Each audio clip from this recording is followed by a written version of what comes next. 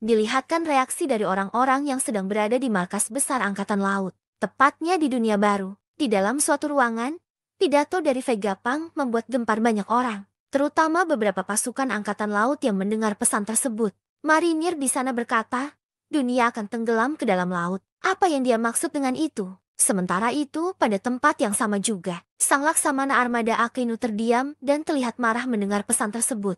Lalu diperlihatkan reaksi dunia lagi dan menuju ke salah satu tempat di Pulau Jaya yaitu Marktown. Netizen di sana melihat pesan tersebut tertawa terbahak-bahak dan mengejek Vegapunk. Orang-orang berandalan ini benar-benar melihat pesan dari Vegapunk itu seperti sebuah kebohongan publik yang mereka anggap sebagai pembodohan. Para preman di sana berkata, orang ini luar biasa, itu hanya kematian kata-kata bodoh dari seorang manusia. Apa kau hanya menginginkan seluruh dunia menjadi kacau? Bagaimana bisa dunia tenggelam? Beralih ke reaksi selanjutnya yakni tepatnya di Water Seven. Orang-orang di sana melihat pesan ini dalam layar TV mereka. Warga di sana bereaksi apa yang dia katakan sangat kredibel mengingat keadaan negara kita. Tapi sekarang, itu akan terjadi pada seluruh dunia. Jetty itu tidak adil soal air pasang dan juga air surut. Pauli dan juga teman-temannya pun juga merasakan keadaan yang serupa.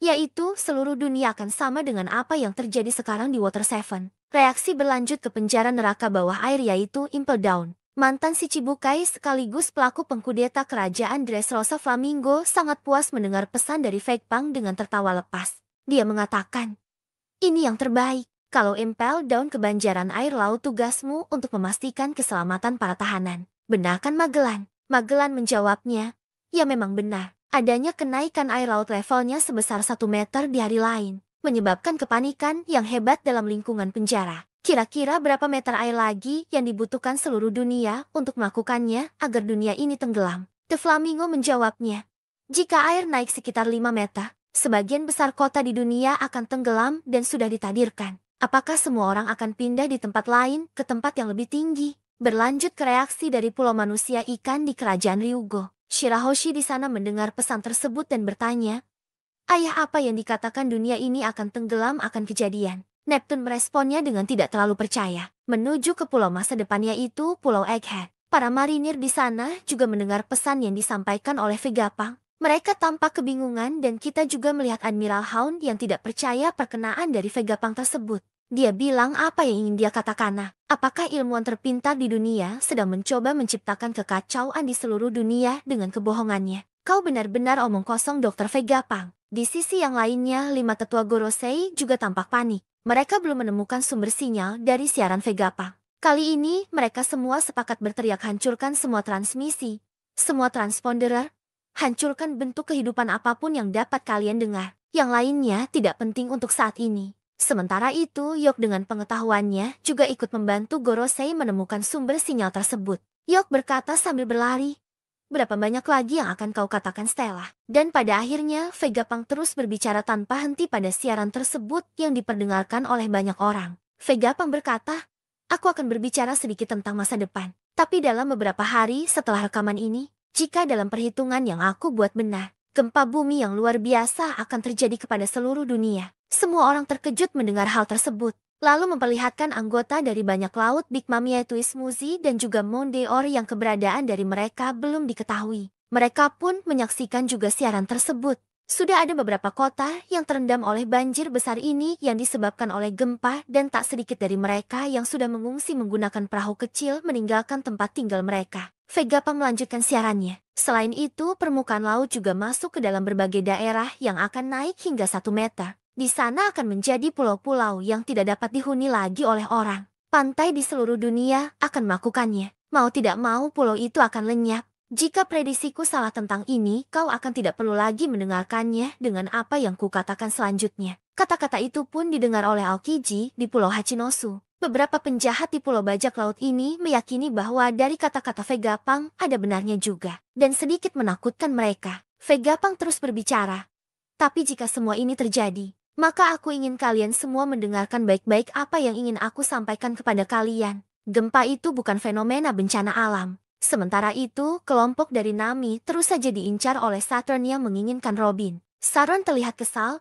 Dia berkata, Vegapunk, jangan bicara hal yang macam-macam, menyingkir dari jalanku serangga. Nami menggunakan petir ke wajah dari Saturnus yang sukses untuk membuat wajah dari Gorosei ini hancur di salah satu sisinya. Mereka semua tampak dipentalkan jauh oleh Saturn, namun berhasil diselamatkan oleh Nico Robin menggunakan jaring tangannya. Setelah menjauhi kelompok Nami, Saturn bergegas ke suatu tempat. Dia pun melakukan komunikasi dengan Gorosei lainnya lewat telepati. Saturn berkata, "Mars, sudahkah kau menemukan sumber pembangkit tenaganya?" Mars menjawab, "Belum." Saturn terlihat menghancurkan segalanya demi mendapatkan transporter sinyal yang asli. Setelah itu, Vegapunk pun membeberkan satu persatu dosanya. Dosa pertamaku adalah impianku sendiri untuk mendapatkan energi abadi. Aku ingin dunia ini maju menuju masa depan dari lubuk hatiku. Namun aku sudah terlalu dekat dengan matahari. Ternyata Saturn ini sedang menuju ke ruangan di mana Master Flame berada. Bentuk Master Flame yang mengerikan terdapat kode S108A dan Mu. Para Gorosei berkata, "Hancurkan semua bentuk kehidupan yang responsif di setiap sudut fase perburuan." Vegapunk pun menjelaskan semuanya dari awal untuk mengakhiri ini. Mengenai apa yang terjadi di dunia untuk saat ini. Saat pidato tersebut dilihatkan bagaimana kondisi yang terjadi di masing-masing aliansi. Seperti robot kuno yang terus berjalan tanpa henti menuju ke suatu tempat dengan mendapatkan beberapa tembakan daripada marinir yang tidak mempan terhadap robot tersebut. Marinir berkata, "Ini tidak bekerja, benda apa itu?" Dia benar-benar pantang menyerah. Di satu sisi Luffy dan juga dua raksasa masih terus bertarung melawan Warkuri. Warkuri terlihat melumuri dirinya dengan semacam api yang berlari menuju ke arah dari mereka. Para raksasa berusaha berlari dan menjauhi tempat tersebut. Mereka berkata, "Panas, kita akan terpanggang. Ayo cepat segera lari." Lalu di Marijoa terdapat Insama yang terdiam mendengar pesan dari Vegapunk tersebut. Dan siaran kembali berlanjut. Vegapunk bilang, "Sekitar 900 tahun yang lalu dan sekarang ini adalah cerita selama periode 100 tahun yang terjadi 800 tahun yang lalu. Kebenaran yang ada dalam periode sejarah itu tiba-tiba saja dihilangkan. Periode yang disebut sebagai abad kekosongan. Semua catatan tentang hal itu adalah sepenuhnya terhapus. Satu-satunya cara mempelajari catatan sejarah ini tiba-tiba dirusak. Diam-diam tersebar di penjuru dunia. Catatan-catatan ini hanya dapat diuraikan dengan dan membaca surat-surat dari masa lalu yang dikenal sebagai poneglyph. Dalam Marijoa pun ada beberapa kaum naga langit yang menyaksikan siaran Vegapunk. Naga langit berkata, "Hei marinir, apa yang kalian semua lakukan? Cepat dan bungkam orang bodoh ini. Hukuman mati takkan cukup baginya. Ambil mayatnya dan potong menjadi beberapa bagian." Di sana juga ada Salia yang bereaksi. "Abad kekosongan. Apa itu?" Dan dalam kejauhan Jaguar de Saul juga bereaksi atas hal tersebut dan tertawa dengan santainya. Lalu diperlihatkan reaksi dari beberapa orang dan kali ini menuju ke Orange Town, di mana di sini terlihat Budal dan juga Susu sedang mendengarkan siaran dari Vegapunk. Vegapunk melanjutkan siarannya. "Tindakan untuk mengartikan poneglyph sangat dilarang oleh pemerintahan dunia. Tapi meskipun aku punya hubungan keluarga dengan pemerintahan dunia, aku telah melakukan kesepakatan tertentu. Dengan kegigihan dari beberapa arkeolog, mereka telah menguraikan literatur yang diwariskan dan melakukan penelitian sebanyak mungkin. Aku tak pernah menyesal aku sudah melanjutkan penelitian dari mereka." Beralih ke Addison, dia rusak parah setelah melewati Frontier Dome. Addison menggunakan ruang kendali di bawah untuk mengubah bentuk awan, membentangkannya dan mengarahkan Sausen Suni ke arah laut. Vegapunk akhirnya mulai menaraksikan tentang abad kekosongan. Singkatnya, yang aku tahu adalah kisah abad kekosongan yang belum lengkap. Aku tidak bisa mengisi bagian yang kosong dengan imajinasiku. Tapi aku akan mengatakan kepada kalian tentang kebenaran yang telah aku temukan. Protagonis dari kisah ini adalah seorang pria yang lahir 900 tahun yang lalu di sebuah kerajaan yang peradabannya sangat maju. Dia sangat mirip dengan sang legenda Dewa Matahari Nika yang diceritakan dari Elbaf. Dia adalah pria yang bertarung dengan tubuh elastis. Namanya adalah Joy Boy. Orang yang dikenal sebagai bajak laut pertama yang berlayar di lautan bebas ini. Siaran tersebut mengirim gelombang kejut ke penjuru dunia. Bajak laut asli akhirnya mulai terungkam. Diperlihatkan reaksi dari orang-orang. Di Wano Kuni, pulau yang terasingkan alias jauh dari kata terbuka. Beberapa orang di sana pun heran bahwa transmisi asing bisa-bisanya sampai ke tempat mereka dan terdengar di seluruh pulau. Wano Kuni sudah diberi bendera kru bajak laut topi jerami, yang artinya pulau ini merupakan daerah teritorial milik bajak laut tersebut. Para orang-orang di sana pun mendengar transmisi tersebut berkat mendapatkan beberapa dan musi milik Orochi. Momonosuke juga ada di sini. Bereaksi, ternyata dia baru tahu kalau Joy Boy ini adalah seorang bajak laut sama seperti Luffy. Dia mendengarkan pesan ini dengan beberapa orang seperti Kinemon, Otoko, shinobu, dan juga para samurai lainnya. Berlanjut kita kemudian diarahkan menuju ke pangkalan marinir G4. Disinilah ada reaksi kocak dari salah satu tahanan, Demalo Black. Dia adalah pelopor dari orang yang membuat kloningan dari para bajak laut yang menghilang. Seperti Luffy yang sebelumnya sempat menghilang bersama dengan teman-temannya 2 tahun yang lalu. Kemudian momen itu pun dimanfaatkan oleh orang ini untuk berpura-pura menjadi grup bajak laut topi jerami. Kali ini dia kembali mencuri kesempatan untuk merubah dirinya menjadi bajak laut Kid, yang dimana Kid dan teman-temannya menghilang entah kemana. Pada saat Demalo Black topi jerami palsu muncul, malah Luffy asli pun dimunculkan juga. Dalam penjara tersebut memperlihatkan anak buah dari Demalo Black ini tidak pernah belajar dari kesalahan masa lalu, yang menganggap kaptennya adalah yang paling terkuat dari siapapun. Mereka bisa-bisanya menyandingkannya dengan legenda Joy Boy. Demalo Black ini malah bilang, Joy Toy, lalu itu pun dikoreksi oleh nakamanya. Selanjutnya terungkaplah kelanjutan dari sejarah Void Century. Di sini Vegapunk berkata, aku hanya punya akses terhadap beberapa poneglyph. Tetapi naratif bila mereka digabungkan jelas menunjukkan sejarah mengejutkan mengenai perang besar di masa lalu. Selama periode itu, Joy Boy menghadapi musuh organisasi yang dikenal sebagai pemerintahan dunia. Dulu mereka hanyalah kekuatan sekutu, koalisi sementara yang terdiri dari 20 kerajaan berbeda. Perkataan itu mengejutkan beberapa orang. Terlihat di sini ada anggota marinir yang tidak percaya bahwa ada sejarah seperti itu. Mereka kebingungan pemerintahan dunia menjadi musuh dari Joy Boy dulu. Kemudian diperlihatkan beberapa lanjutan pertarungan di Egghead. Dory, Brogy dan juga Luffy masih berlari kabur dari kejaran babi hutan raksasa. Beralih ke dalam laboratorium, Mars masih saja kebingungan mencari sumber siaran sinyal milik Vegapunk. Mars ternyata punya Hosoku Haki yang menumbangkan beberapa dendan musi saat dia berjalan di antara mereka. Kembali ke pesan dari Vegapunk.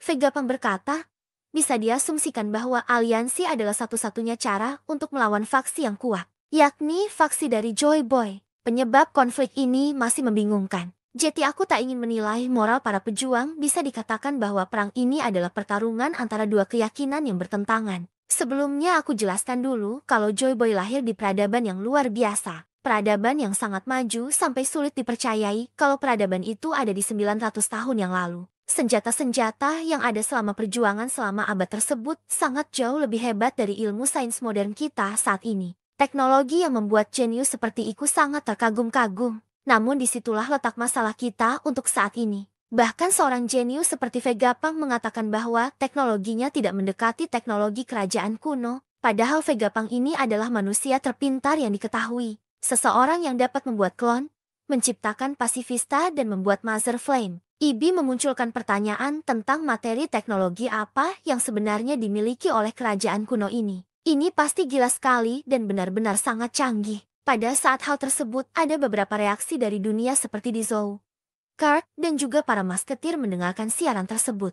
Ada lagi di Souci kecil milik bajak laut rubah faksi yang terlihat sekarang benar-benar miskin. Entah kenapa badan mereka semua diisi perban dan hilangnya beberapa bajak laut beserta dengan kapal mereka. Sekarang kita menuju ke posisi dari Kaku dan juga Stazi. Di sini ada perbincangan di mana Adisa memberikan informasi kepada Stazi untuk menurunkan saja penghalang. Karena tidak akan ada gunanya untuk melakukan hal itu untuk menghentikan Gorosei mengamuk. Addison di sini terlihat benar-benar terluka parah saat dia menerobos keluar dari penghalang.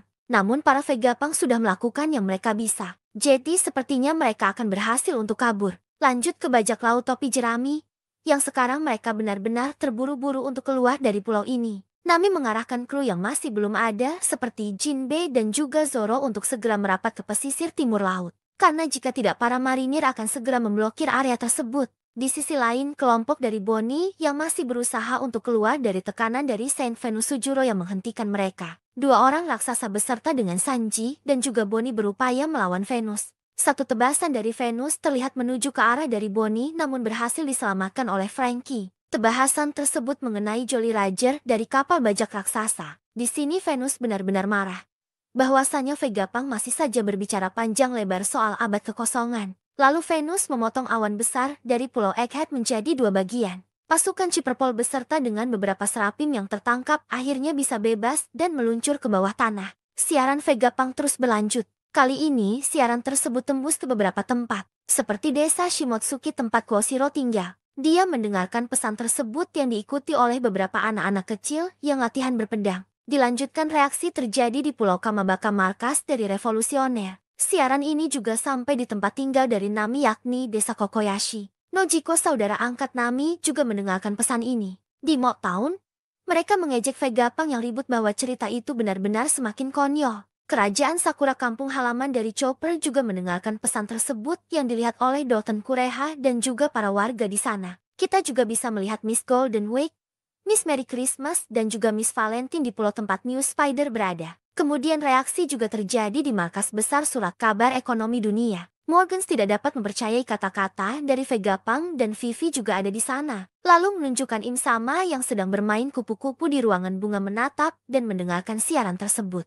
Lalu kata-kata dari Dr. Vegapunk benar-benar penting membuka mata dunia tentang sejarah dari abad kekosongan. Vegapunk berkata, abad kekosongan berakhir dengan kekalahan dari Joy Boy. Tapi akibatnya ada konsekuensi yang lebih besar. Penyebab konflik kuno itu melukai dunia dan luka-luka itu tidak pernah sembuh. Kita semua tahu kalau perjalanan antar pulau bisa sangat sulit. Lautan yang harus diarungi sangat luas dan berbahaya. Kebanyakan orang sudah puas hidup dan mati di tempat lahir mereka, namun tak pernah menyaksikan budaya lain. Itu adalah pengetahuan umum untuk kita sekarang. Tapi tidak 1000 tahun yang lalu, di mana bencana ekologis yang dahsyat terjadi selama abad kekosongan, dan dunia penuh ditelan oleh lautan. Kita sekarang tinggal di atas sisa-sisa reruntuhan tersebut. Dilihatkan adanya reruntuhan kuno yang sangat besar dikelilingi oleh monster laut yang tenggelam yang ada di das pasar laut. Dunia 1000 tahun yang lalu tidur, tidak terlihat di dasar laut. Aku tahu ucapanku sendiri sulit dipercaya, tapi dulu memang ada banyak kontinen yang luas. Perubahan dunia ini bisa menjelaskan kenapa sejarah selama abad kekosongan di dunia diensor. Perbuatan yang kelihatannya mustahil, tapi masuk akal jika mempertimbangkan kesimpulan yang tak terbantahkan, yang sudah ditunjuk oleh semua data. Ya, hanya selama berabad-abad rata-rata ketinggian air laut meningkat dengan sangat amat drastis, yaitu sekitar 200 meter. Itu pun memunculkan pertanyaan, bagaimana dan kenapa banjir seperti itu terjadi? Kalian mungkin cenderung akan berasumsi kalau itu adalah bencana alam. Namun bisa aku katakan dengan yakin kalau bukan itu jawabannya. Bencana ini disebabkan oleh manusia. Kalau bencana itu terjadi secara alami, akan ada catatan yang menunjukkan tanda-tanda peringatan awal beberapa abad sebelumnya. Karena itu menurut merakan kejadian yang sangat mengubah dunia. Tapi semua penelitianku terhadap meteorologi, geologi, ekologi, dan juga ilmu atmosfer memastikan bahwa tak ada penyebab alami. Mustahil perubahan yang drastis seperti itu terjadi secara spontan selama 100 tahun saja. Ya, berarti penyebab hal lain kecurigaanku dikonfirmasi. Beberapa hari yang lalu, saat aku menganalisis ketinggian laut saat ini akan sulit diterima, tapi bencana 800 tahun yang lalu disebabkan oleh teknologi senjata kuno yang mampu menenggelamkan dunia. Senjata itu terbukti masih ada dan menunggu untuk digunakan lagi. Artinya perang besar yang merusak dunia selama abad kekosongan masih berlangsung hingga saat ini. Ditampilkan siaran dari Vegapunk di sebuah negara, di mana ada beberapa orang di sana yang menyaksikan siaran tersebut dari layar monitor. Beberapa orang di sana pun berkomentar. Apa dia baru sudah bilang ada senjata yang bisa menenggelamkan dunia yang tersembunyi di suatu tempat? Bagaimana mungkin perang 800 tahun yang lalu itu masih berjalan jika sudah tak ada lagi orang di zaman itu yang masih hidup untuk saat ini? Kenapa ada sebuah perang yang berjalan di balik layar? Lalu memperlihatkan ruangan dari Im Sama yang sedang menuju ke sebuah foto dengan bingkai yang sangat besar yang berada di ruangan tersebut. Dan tampak seorang wanita yang sedang dia tatap. Lanjut ke pesan dari Vegapunk. Dia berkata, dari dalam lubuk hati, aku ingin meminta maaf karena ada hal lain yang ingin kuakui. Tujuanku dari awal adalah untuk menciptakan sumber energi untuk memajukan perkembangan masyarakat dan walau itu masih belum selesai, penelitianku telah menunjuk kepada Mother Flame. Energinya memiliki banyak sekali kegunaan. Aku yakin energi suatu hari tanpa batas ini akan bisa dimanfaatkan dan memastikan seluruh dunia hidup dengan makmur. Namun penemuan ini pun tertunda karena sebagian kecil dari api itu telah dicuri. Aku bertanggung jawab penuh atas kejadian ini. Kemudian beberapa kejadian diperlihatkan seperti di Alabasta. Ada beberapa orang di sana yang benar-benar sedih melihat foto hilangnya putri kerajaan mereka yakni Putri Nefertari Vivi. Raja Kobra juga sudah dipastikan mati. Dan beberapa orang di sana juga melakukan ritual pemakaman kepada Raja Kobra, diantaranya ada Pel dan juga Caka. Sementara itu, kondisi daripada agen Ciperpol yang sebelumnya terjatuh setelah setengah pulau ditebas oleh Venus, juga terlihat dalam bahaya, karena mereka semua sudah terjebak dan dikeliling oleh api yang membara di sekitar mereka. Stussy dan juga yang lainnya kebingungan karena mereka merasakan goncangan yang sangat amat besar yang menyebabkan beberapa awan yang ada di sekitar pulau Egghead ini menjadi berkurang. Di sini ada percakapan menarik antara Addison Stasi dan juga Kaku. Stasi di sana menanyakan,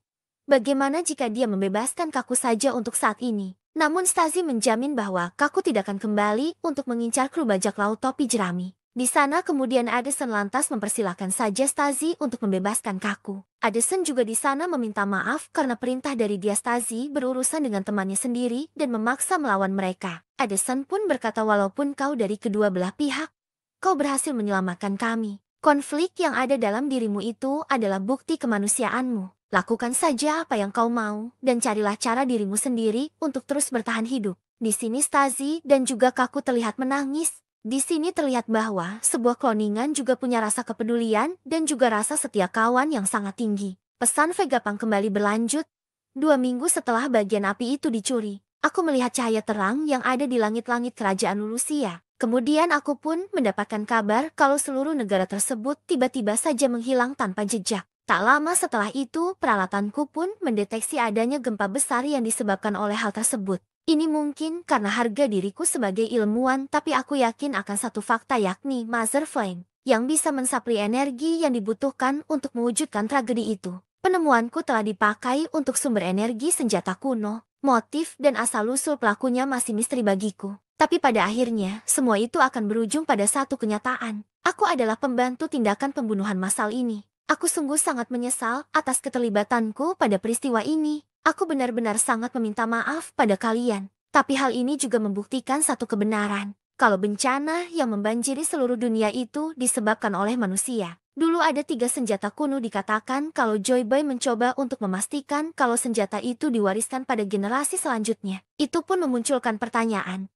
Kenapa dan apa dunia masih belum cukup untuk hancur? Inilah yang membuat sulit untuk menunjuk satu pihak mana yang baik dan juga pihak mana yang jahat. Tapi hari untuk menemukan jawaban itu pun sudah dekat. Saat waktunya tiba, semua orang akan takut akan konsep tenggelamnya dunia ini. Abad kekosongan masih sebuah enigma. Tapi selama ini, ada orang yang tahu apa yang sebenarnya terjadi. Yang kumaksud adalah para mantan anggota kru Raja Bajak Laut. Reaksi dunia pun kembali dimunculkan atas pesanan tersebut dan kali ini makin tersebar. Di mana kita melihat reaksi pertama yang berada di kerajaan Prudence. Raja Elizabilo II mencoba untuk memastikan apakah memang kerajaan Lulusia itu benar-benar hilang. Para anggota revolusioner yang berada di kerajaan Kamabaka pun juga menyaksikan dan terkejut mendengar pesan ini. Mauda dan juga Wakil Laksamana Komil juga terkejut mendengar kabar bahwa Lulusia dihancurkan oleh senjata kuno. Momonosuke, Kinemon dan juga Crocodile merasa heran. Mereka menganggap senjata kuno yang diperbincangkan oleh Vegapunk adalah Pluton.